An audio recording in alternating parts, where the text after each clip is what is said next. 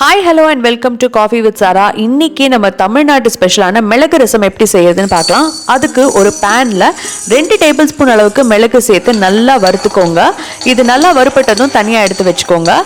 அடுத்து 1 table spoon அளவுக்கு சீரகம் சேர்த்து அதையும் நல்லா வறுத்துட்டு தனியாக ஒரு கப்பில் எடுத்து வச்சுக்கோங்க.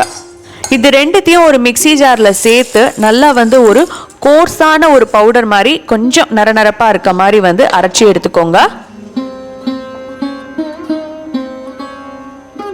அடுத்து ஒரு பேனில் 1.5 டேபிள் ஸ்பூன் அளவுக்கு நல்லெண்ணெய் சேர்த்துக்கோங்க. எண்ணெய் சூடானதும் அதில் 1/2 டீஸ்பூன் அளவுக்கு கடுகு சேர்த்து, கடுகு பொரிஞ்சதும் அதில் 4 அளவுக்கு காஞ்ச மிளகாய் சேர்த்து வதக்கிக்கோங்க.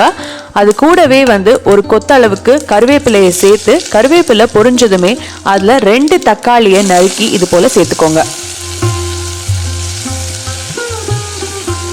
1/2 டீஸ்பூன் அளவுக்கு மஞ்சத்தூள் சேர்த்து தக்காளி நல்லா குழைவாக ஆற வரைக்கும் வதக்கிக்கோங்க. 25 கிராம் போல் புளி எடுத்து 100 ml தண்ணியில் நல்லா ஊற வச்சு கரைச்சிட்டு அந்த புளி தண்ணியை இதில் சேர்த்துருங்க.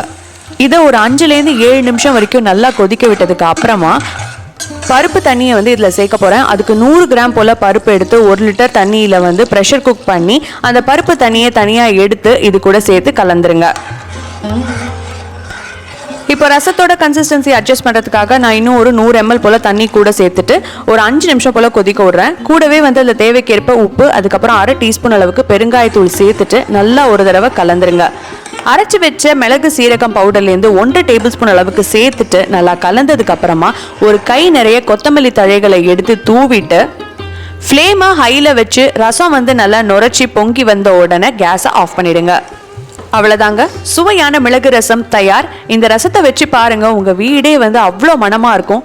இப்போ இருக்க இந்த வெதருக்கு சுட சுட சாதத்தில் இந்த மிளகு ரசம் ஊற்றி சாப்பிட்டா அட்டகாசமா இருக்கும். கண்டிப்பா ட்ரை பண்ணி பாருங்க.